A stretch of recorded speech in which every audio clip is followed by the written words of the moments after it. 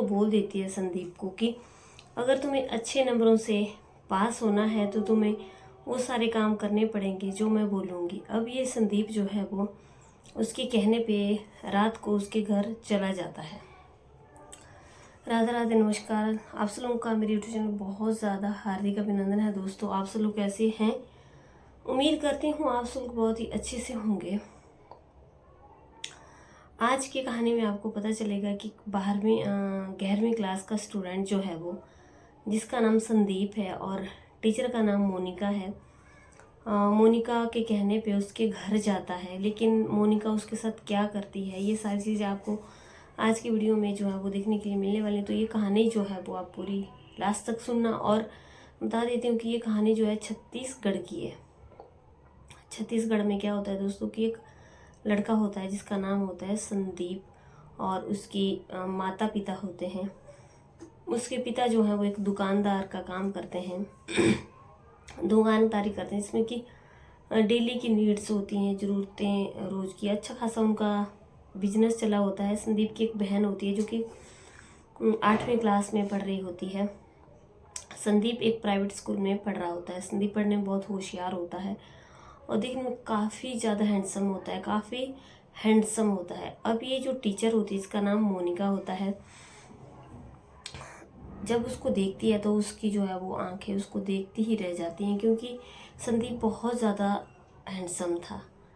बहुत सारी लड़कियां उसके पीछे पड़ी रहती थी। मोनिका इन चीज़ों को भी नोट करती रहती थी, लेकिन दोस्तों संदीप जो है वो किसी को भी नहीं देखता था इस नज़र से।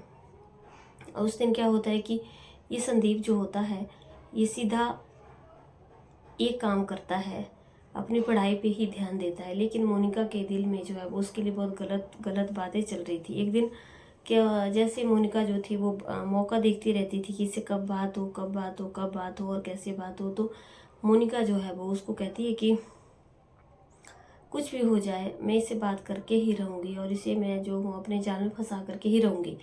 तो मोनिका जो है वो संदीप के बारे में, वैसे टीचर थी तो उसको सब कुछ पता था ही उसके बारे में।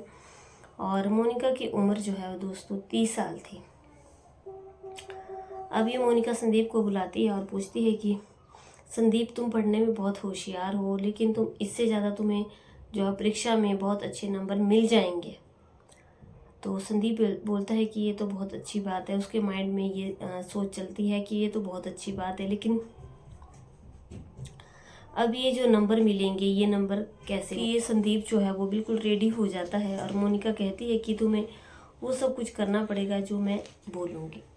अब संदीप जो है वो सोचता है कि ये तो अच्छी बात है, मेरे नंबर भी ज़्यादा आ जाएंगे और जो मैडम जो मुझे बोलेंगी मैं उस काम को करने के लिए एकदम रेडी हो जाऊँगा। अब मोनिका संदीप को कहती है कि अपना घर का एड्रेस देती है और बोलती है कि तुम्हें मेरे घर पे आना पड़ेगा, तो वहीं भी सारी बातें पता चलेंगी। तो अब संदीप जो है वो उसको हाँ कर देता है। अब संदीप अपने घर चला जाता है तो अपने माता पिता से किसी तरीके का झूठा बहाना करके वो अपने दोस्तों से मिलने की एक पार्टी का बहाना करके कि उसके दोस्त के जो है वो जन्मदिन है तो उसे वहाँ पे जाना है, तो उसके माता पिता उसे भेजने के लिए एकदम तैयार हो जाते हैं। अब संदीप जो है वो दोस्तों वहाँ से निकल जाता है और मैडम के दिए हुए पते पे वहाँ पहुँच जाता है। जब वो दरवाज़ा खटखटाता है तो जो मैडम होती है वो दरवाज़ा खोलती है और अब संदीप अंदर चला जाता है। तो मैडम जो है वो उसके संदीप से कहती है कि तुम्हें जो है वो मैं बताऊंगी, ये सारी बातें करनी पड़ेंगी। तो संदीप एकदम रेडी हो जाता है। अब इनका जो बातचीत है वो कम से कम 2 घंटे चलती रहती है दोस्तों। अब संदीप बहुत ज़्यादा खुश था और मैडम बहुत ज़्यादा खुश थी। अब क्या होता है कि ये उसके बाद जो है वो 2-2.5 घंटे के बाद जो है वो अपने घर आ जाता है। और जब इसके पेपर होते हैं तो मैडम जो है वो उसे बहुत अच्छे नंबर दिला देती हैं, क्योंकि मैडम की जो थी वो बहुत ज़्यादा जान पहचान थी। अब संदीप बहुत ज़्यादा खुश हो जाता है और वो अब हमेशा ही वही चीज़ें करने लगता है जैसे कि उसकी वो मैडम कहती है। अब उसको भी ये लग रहा था कि इसमें जो है वो मेरा काम भी हो जाएगा और मुझे नंबर भी बहुत अच्छे मिल जाएंगे। लेकिन दोस्तों मेरे ये कहानी सुनाने का उद्देश्य यही था कि जो मैडम ने किया दोस्तों बहुत ही ज़्यादा गलत किया, क्योंकि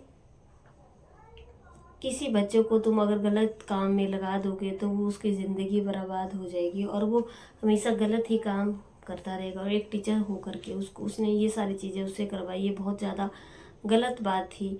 और संदीप ने ये सब कुछ किया उसके कहने पे, क्योंकि पेरेंट्स को तो कुछ पता था नहीं।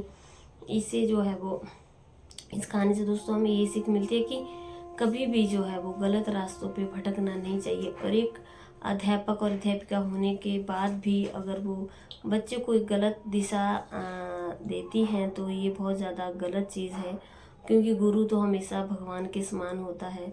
और कभी गुरु को जो है वो अपने शिष्य को गलत रास्ता नहीं दिखाना चाहिए। अब ये जो संदीप था, ये हमेशा वही काम करता रहता था जो उसकी मैडम बोलती थी। तो दोस्तों, अगर आप लोगों को मेरी कहानी अच्छी लगी है तो आप लोग ज़रूर लाइक करना। चैनल पर पहली बार आए हो तो चैनल को ज़रूर सब्सक्राइब करना। मेरे चैनल पे आप लोगों को ऐसी ही डेली ऐसी कहानियाँ बनती रहती हैं। तो चलिए, कल की कहानी में आप लोगों से फिर से मिलती हूँ। और कहानी अच्छी लगी है तो दोस्तों आज उड़ के आप लोगों से विनती ज़रूर करती हूँ कि चैनल को प्लीज़ आप सब्सक्राइब कर देना, अपनी बहन समझ करके, अपनी बेटी समझ करके। आपका सब्सक्रिप्शन जो है वो मेरे लिए एक बहुत ज़्यादा मोटिवेशन का काम करेगा। बाकी अगर हमसे कोई गलती हुई होगी तो मैं क्षमा प्रार्थी हूँ। मेरा उद्देश्य सिर्फ यही होता है कि मैं अच्छी से अच्छी कहानियाँ लेकर के आऊँ और आप लोगों को सुनाऊँ। ये सारी कहानियाँ जो है शिक्षाप्रद होती हैं। मेरा ये कहानियाँ सुनाने का उद्देश्य किसी के दिल को ठेस पहुँचाना नहीं है, किसी की भावना को आहत करना नहीं है। हमारे देश में ऐसी ऐसी घटनाएं घटित होती जा रही हैं जिनके बारे में कभी किसी ने कल्पना भी नहीं की होती है। लेकिन इंसान को दोस्तों अपने कर्म कभी भी नहीं बिगाड़ने चाहिए, क्योंकि कर्मों का फल जो है वो किसी न किसी दिन एक दिन ज़िंदगी में ज़रूर मिलता है। तो चलिए, कल की कहानी में फिर से मिलते हैं। तब तक के लिए जय हिंद, जय भारत।